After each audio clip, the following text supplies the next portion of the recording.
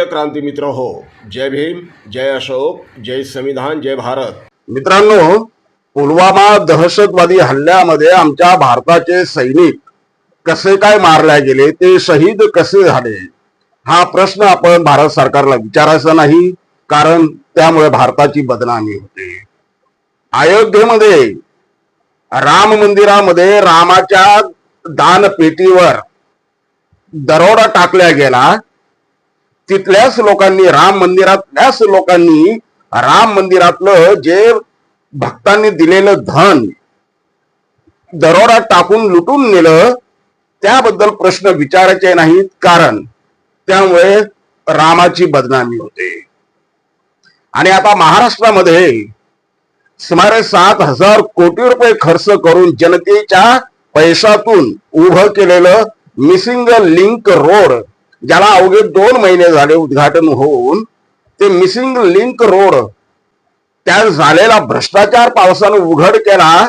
त्याबद्दल सुद्धा या निकृष्ट कामाबद्दल झालेल्या भ्रष्टाचाराबद्दल सरकारला प्रश्न विचारायचे नाही, कारण त्यामुळे महाराष्ट्राची बदनामी होते. हा नवीनच जावई शोध आता भारतीय जनता पक्षाच्या कारकिर्दीमध्ये लागलेला आहे. 2014 पासून या देशामध्ये काही घडलं, विरोधी पक्षांनी जर जाब विचारला, सर्वसामान्य नागरिकांनी जर जाब विचारला, तर त्याला मात्र या ठिकाणी देशद्रोही मानले जाते. पुलवामामध्ये आमचे सैनिक शहीद कसे झाले, हा प्रश्न सुद्धा आम्ही विचारायचा नाही, तो विचारण्याचा अधिकारही आम्हाला नाही. अयोध्येमध्ये लाखो भक्तांनी जे दान दिलं, ते दान लुटून नेलं लुटारूंनी, त्याबद्दलही आम्ही काही बोलायचं नाही, भक्तांनी काही बोलायचं नाही. त्यामुळे रामाची बदनामी होते. आणि भ्रष्टाचाराबद्दल जो महाराष्ट्रामध्ये मिसिंग लिंक रोड सारखा महाराष्ट्राची शान असणारा प्रोजेक्ट, त्यातला भ्रष्टाचार उघड झाला पावसामुळे, त्याबद्दलही जनतेनं काही बोलायचं नाही. अन्यथा तुम्ही भाड्याचे टट्टे हा शब्द देवेंद्र फडणवीस यांनी वापरला. भाड्याचे टट्टू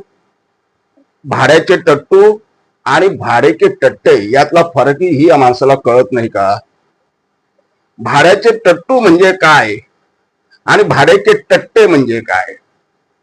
एकदा देवेंद्र फडणवीस यांनी शब्दकोश बघितला पाहिजे, किंवा त्यांना ज्यांनी जे लिहून दिलंय भाषण, कारण देवेंद्र फडणवीस वगैरे ही मंडळी काही स्वतःच भाषण करत नाही, त्यांना लिहून दिलेलं राहते, त्यांनी त्या लिहून देणाऱ्यांना विचारावं.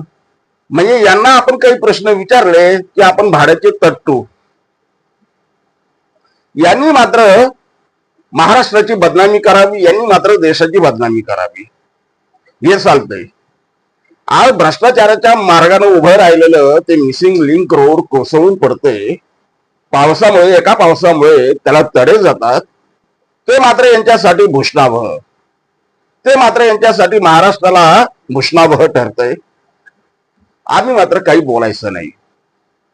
नेमकं ह्याच मुद्द्यावर वंचित बहुजन आघाडीचे नेते प्रकाशजी आंबेडकर यांनी बोट ठेवलंय. पाऊस असताना मिसिंग लिंक रोडची दरड कोसळली असं कारण शासनाकडून देण्यात आलं. पाऊस होता त्यामुळे ते झालं. नांदेडमध्ये काय झालं? नांदेडमध्ये काल पाऊस नसताना नव्यानं बांधण्यात आलेला पूल खच्चित झाला. प्रकाशजी आंबेडकरांनी त्यांच्या वॉलवरती तो व्हिडिओ टाकलाय. तो पूल अक्षरशः मातीनं भरलेला, तो सगळी माती बाहेर येते. विचारायचं नाही? जर सरकारला प्रश्न विचारायचे नाही तर मग विचारायचे कोणाला? तुम्हाला जनतेनं निवडून दिलंय ना, की तुम्ही ईव्हीएम मशीनच्या माध्यमातून निवडून आलाय म्हणून तुम्हाला सत्तेचा अहंकार आलाय? नाही, लोकशाही मार्गाने निवडून आलेला व्यक्ती, जनतेनं निवडून दिलेला व्यक्ती हा जनतेला उत्तरदायित्व असतो, तो जनतेला जबाबदार असतो, जनतेच्या प्रश्नांचे निराकरण करण्याला तो जबाबदार असतो. जर ईव्हीएम मशीनच्या माध्यमातून निवडून आलेल्यांना त्यातलं काय माहिती असणार? जर तसा प्रकार असेल तर त्यांनी सांगावं, आम्हाला जनतेने निवडून दिलेलं नाही, आम्ही मशीनच्या माध्यमातून निवडून आलेलो आहे. जनता प्रश्न विचारणार नाही. प्रकाशजी आंबेडकरांनी अतिशय खरपूस अशी टीका केली आहे. प्रकाशजी आंबेडकर म्हणतात की जर तुम्हाला प्रश्न विचारायचे नाही, विचारायचे कुणाला? तुम्हाला प्रश्न विचारणारे जर भाड्याचे तट्टू वाटतात आणि ह्या मुख्यमंत्री, महाराष्ट्राचा मुख्यमंत्री जर अशी भाषा वापरत असेल, गल्ली बोळातली सडक छाप भाषा जर वापरत असेल, ते देखील विधिमंडळात, तर ते महाराष्ट्रासाठी लाजिरवाण आहे. असा मुख्यमंत्री महाराष्ट्राला लाभतो? दिवसा ढवळ्या खोटं बोलणारा. विरोधकांनी प्रश्नच विचारायचे नाही, जनतेला प्रश्नच विचारायचे नाही, तुम्ही तुमची मनमानी करणार. आघाडीच्या विरुद्ध बोललो की उद्योग जगताचा अपमान, याच्या विरुद्ध बोललो तर त्याचा अपमान, मनमानी कारभार करू यायचं तुम्हाला. मित्रांनो, प्रकाशजी आंबेडकरांनी उपस्थित केलेल्या मुद्द्यांवरती आपल्याला चिंतन करण्याची गरज आहे. सरकार आपला आहे का? खरोखर ते आपला आहे का? आता हा स्वतःलाच प्रश्न विचारण्याची वेळ आली आहे. कारण सरकार त्यांच्या कृतीमधून वारंवार हेच दाखवतंय की सरकार सर्वसामान्यांचं नाही, जनतेचं नाही, ते मुठभर लोकांसाठी सरकार आहे असं जणू काही ते त्यांच्या कृतीमधून दाखवत आहे. दुर्दैवानं बघूया प्रकाशजी आंबेडकरांच्या या टीकास्त्रानंतर सरकारला काही जाग येते का. जय हिंद. प्रिय क्रांती मित्र हो, भीम पॅंथर या आपल्या हक्काच्या यूट्यूब चॅनलला कृपया सबस्क्राईब करून आम्हाला विषमतावादी शक्तींच्या विरोधात लढण्यासाठी बळ द्या, शक्ती द्या, ऊर्जा द्या. कमेंट करा, लाईक करा, शेअर करा.